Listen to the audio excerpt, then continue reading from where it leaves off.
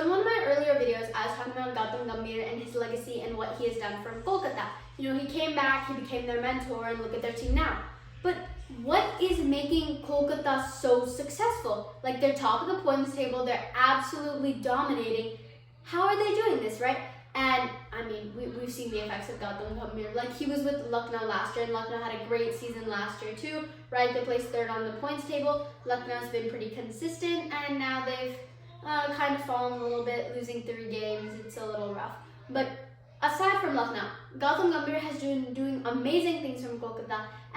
But it's not just, the credit just doesn't go to Gambhir, right? Because giving someone an idea or giving them, like inspiring them or giving them a way to do something, that's something you do.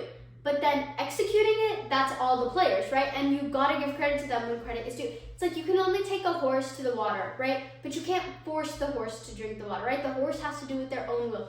It's not like Gautam Gambhir can guide Kolkata holding their hand to the title, right? No, Gambhir is guiding them and Kolkata is accepting the guidance, and they are doing fantastic because of it.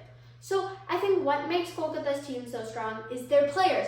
Their players are well-rounded. They have 2 all-rounders who serve as great bowlers. They can bowl 4 overs, right?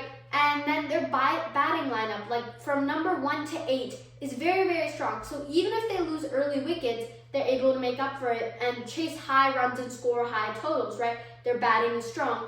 And they don't need specific specialized bowlers because they have all-rounders who are bowling really, really well and like picking up wickets, right? Not to mention they have like newfound talent that's been playing really well, like Vaibhav Arora, right? New player that they got. He has been fantastic for them, taking so many wickets.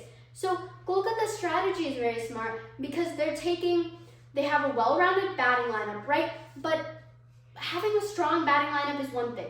But if you do not have a strong bowling lineup, you are not going to do well. And there's so many examples of this, like teams like RCB, Delhi, not speaking of this season because wow, their comebacks are insane. But last few seasons, even Mumbai is struggling with this year too, right? Their bowling lineups aren't very strong. So, well, at least Mumbai's isn't very strong, right? And then how are they supposed to win games, right? Bowling wins you games, bowling wins you cups. I've said this multiple times, everyone said this multiple times.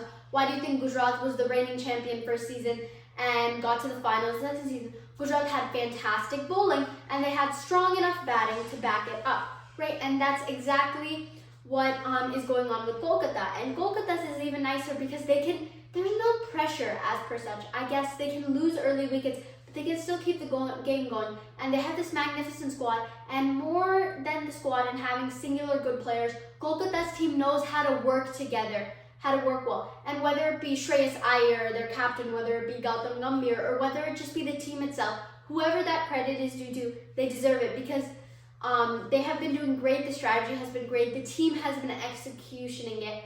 And honestly, I am rooting for KKR to lift up the cup for a 3rd time this year. So let's see what happens further in the season. And I think KKR will continue to dominate in the playoffs. Who knows?